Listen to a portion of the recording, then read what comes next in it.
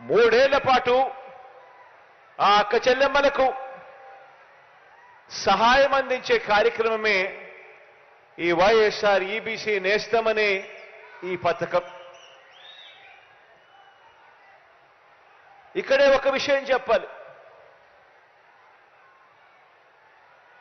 పేదరికానికి కులం ఉండదు. పేదవాడు ఎక్కడ ఉన్నా కూడా వారికి తోడుగా ఉండగలిగే మనసు ప్రభుత్వంలో ఉన్న వారికి పెద్దలకు ఉండాలి. ఆదుకునే గుణం ఉండాలి. తోడుగా నిలబడాలి అనే ఆరాటం ఉండాలి. వాస్తవంగా చెప్పాలి అనంటే ఈ వైఎస్ఆర్ ఈబీసీ నేస్తం కానీ వైఎస్ఆర్ కాపు నేస్తం కానీ ఈ రెండు పథకాలు మన మేనిఫెస్టోలో ఎన్నికల ప్రణాళికలో పెట్టినవి కాదు. అయినా కూడా వాళ్లకు తోడుగా ఉండాలి అని వాళ్ళల్లో ఉన్న పేదరికంలో ఉన్న నా అక్క చెల్లెమ్మలకు కూడా అండగా ఉండాలని, పేదరికం వల్ల వాళ్ళు ఇబ్బందులు పడే పరిస్థితి రాకూడదని వాళ్ళ కోసం కూడా అడుగులు వేసిన ప్రభుత్వం మీ బిడ్డ ప్రభుత్వం అని కూడా చెప్పడానికి ఈ సందర్భంగా గర్వపడతా ఉన్నాను.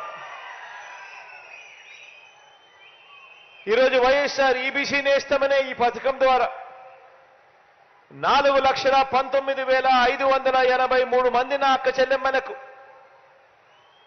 629 కోట్ల రూపాయలు వారి ఖాతాల్లోకి నేరుగా జమ చేయనున్నాం.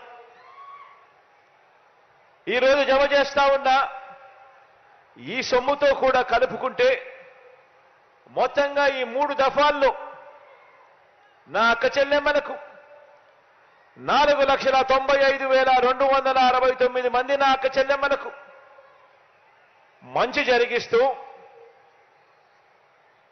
1,877 కోట్ల రూపాయలు ఈ వైఎస్ఆర్ ఈబీసీ నేస్తమనే ఈ పథకం ద్వారా మాత్రమే నా అక్క చెల్లెమ్మలకు మంచి చేయగలిగాము అని కూడా ఈ సందర్భంగా సగర్వంగా తెలియజేస్తా ఉన్నాను. ఈ ఈబీసీ నేస్తం పథకంలో కొత్తగా ఆర్థిక సహాయం అందుకుంటూ ఉన్న అక్క చెల్లెమ్మను 65,618 మంది అయితే 1,07,824 మంది నా అక్క చెల్లెమ్మలు ఇదే ఈబీసీ పథకం 2 సార్లు అందుకున్న వారి జాబితాలో ఉన్నారు.